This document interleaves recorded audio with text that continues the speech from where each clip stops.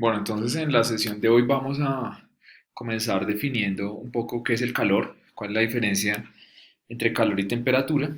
Entonces, lo primero que es importante tiene que ver con recordar que la temperatura está relacionada con la rapidez con la que se mueven las moléculas y el calor estamos hablando de una energía. Eh, Observen aquí en la ecuación de calor, eh, entonces el calor se representa mediante la letra Q. Ese calor es una forma de energía, se mide en joules, al igual que todas las energías que hemos trabajado, y está relacionado con los cambios de la temperatura. Quiere decir que cuando están en contacto o hay dos sistemas que tengan diferente temperatura, que esta es la temperatura final, esta es la temperatura inicial, entonces hay una transferencia de calor. Ese calor, esa energía que se transfiere, es importante que ustedes tengan presente que se transfiere de manera natural del medio de mayor temperatura al de menor temperatura. Entonces, en el caso, por ejemplo, cuando uno coloca un hielo en un vaso de agua, no, lo que sucede no es que el hielo esté enfriando el agua, sino por el contrario, el agua está intentando el hielo, perdón, está intentando calentar el agua y en ese proceso, perdón, el agua está intentando calentar el hielo y en ese proceso pues pierde temperatura y pues por eso se enfría. Depende entonces de la masa, no es lo mismo calentar una cantidad pequeña de agua en un recipiente que una olla llena de agua o cosas por el estilo.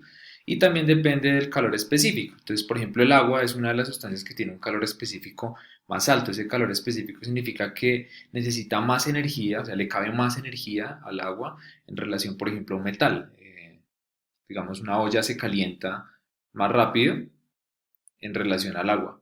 Entonces significa que tiene un calor específico, que el agua tiene un calor específico mayor en comparación al de, por ejemplo, no sé, una sartén o una olla. Entonces ese es el calor, es una energía que se transfiere del medio de mayor temperatura al de menor temperatura.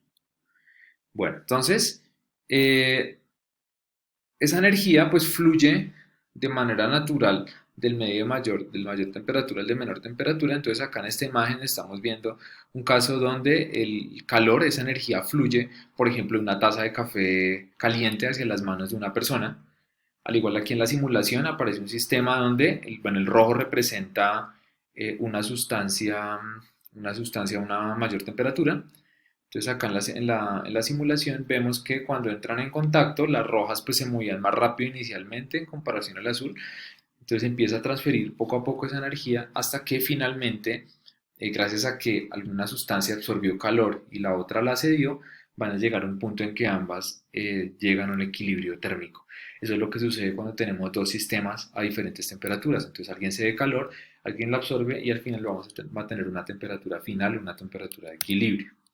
Bueno, entonces eso es digamos que en términos generales el calor.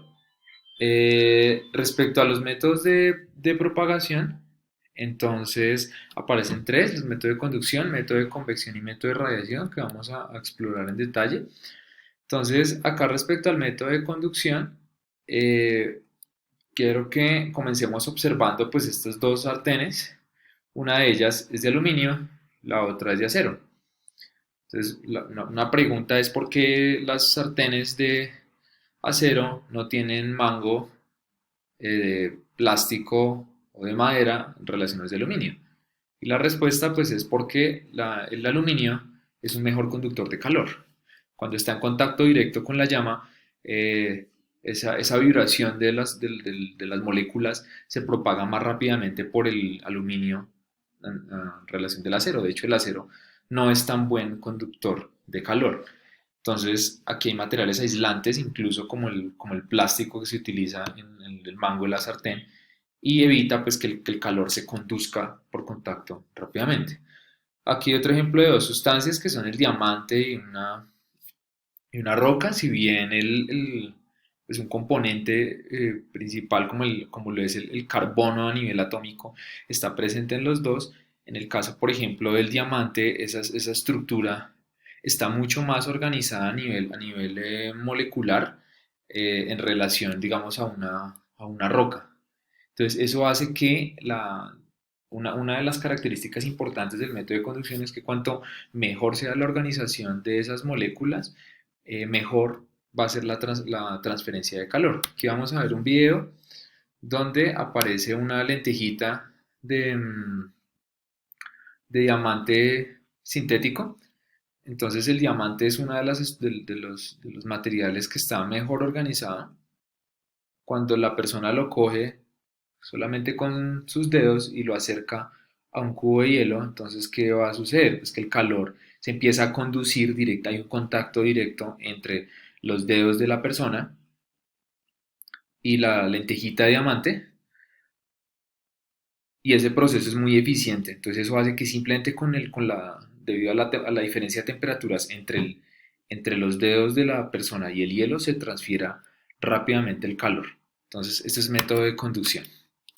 Bien, el segundo es el método de convección, que explica, entre otras cosas, eh, por ejemplo, acá el clima de la Tierra, explica, por ejemplo, por qué en una playa, por ejemplo, en el día el viento sopla, la brisa va desde el océano hacia la playa, y en la noche es al contrario, el aire circula desde la playa hacia el océano.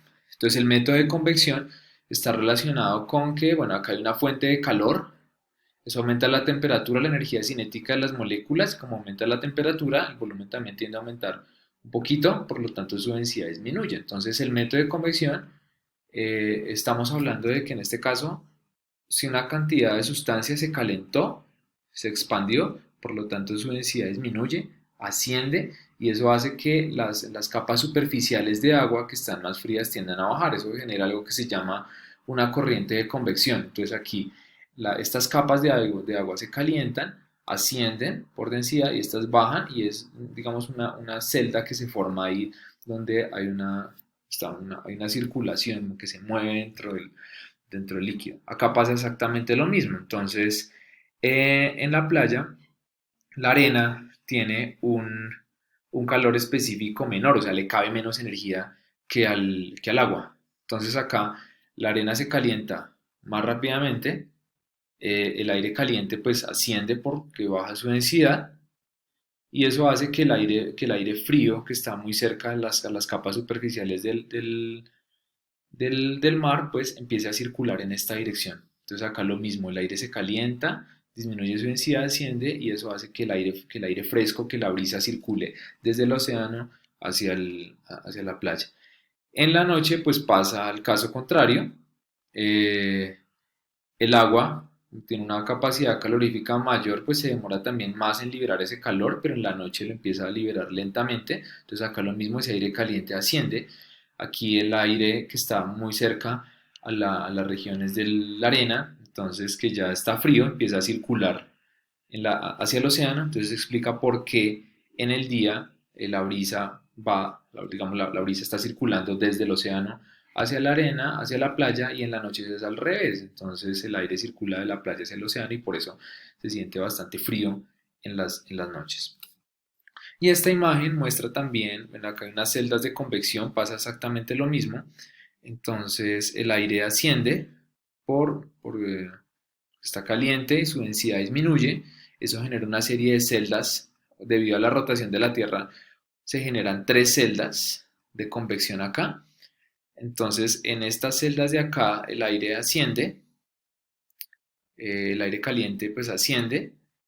Aquí hay un fenómeno de condensación y pues por lo tanto lluvia, y eso explica por qué en las zonas ecuatoriales o sea, llueve bastante. Entonces acá está, por ejemplo, el Amazonas, está, por ejemplo, acá, bueno, pues toda la región de Indonesia, en el África. Entonces en estas regiones pues llueve mucho. Aquí en esta segunda celda, a mayores latitudes, igual en la parte inferior, el aire por lo general baja seco, y eso genera que en estas zonas específicas de la Tierra haya algunos desiertos. Igual acá, por ejemplo, está pues el desierto de Arizona, aquí está el de Atacama, Australia, en fin. Entonces hay unas regiones que son muy secas, y acá nuevamente em, el aire que asciende es un poco más húmedo, y eso explica por qué en ciertas regiones de la Tierra, como son por ejemplo acá en la región, por ejemplo acá de Finlandia, Siberia, acá en el sur de Chile, bueno, acá no hay tierra, y acá, por ejemplo, en Nueva Zelanda sean zonas donde llueve bastante. Entonces eso también está relacionado con los procesos de convección. Bueno, este es un video que muestra el fenómeno de la convección. Entonces hay unos pedacitos de papel en el agua. A medida que se va calentando, entonces empieza a circular el agua caliente hacia la parte superior y eso genera unas celdas de convección. Esa es, digamos, una forma de visualizarlo.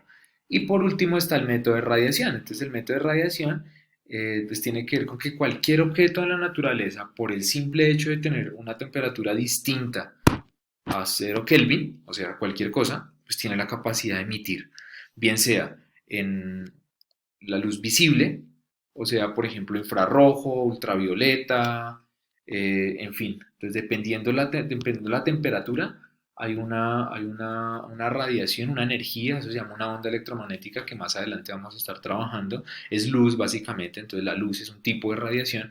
En este caso, pues hay cámaras térmicas que, por ejemplo, a propósito ahora pues digamos, de la situación que estamos viviendo, se utiliza bastante los termómetros de infrarrojo para medir la temperatura a la cual están las personas. Entonces acá hay una relación directa entre la temperatura y la energía emitida en forma de calor.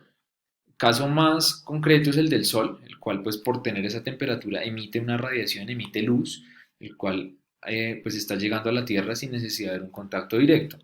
Entonces eso explica por qué, dependiendo de la temperatura que tenga el objeto, hay una emisión de luz. Aquí esta imagen hace referencia a las noches nubladas. Entonces, cuando hay una noche nublada, eso genera una especie de una capa aislante que no deja que la radiación de la Tierra, después de que se ha calentado durante todo el día, escape tan fácilmente. Y eso podría explicar, por ejemplo, por qué las noches nubladas son más calientes que las noches despejadas. Entonces, es un proceso de radiación. Y acá hay un último ejemplo relacionado con los techos en las casas. Entonces, usualmente, acá, por ejemplo, pues en Bogotá, uno esperaría que los techos no fueran muy altos.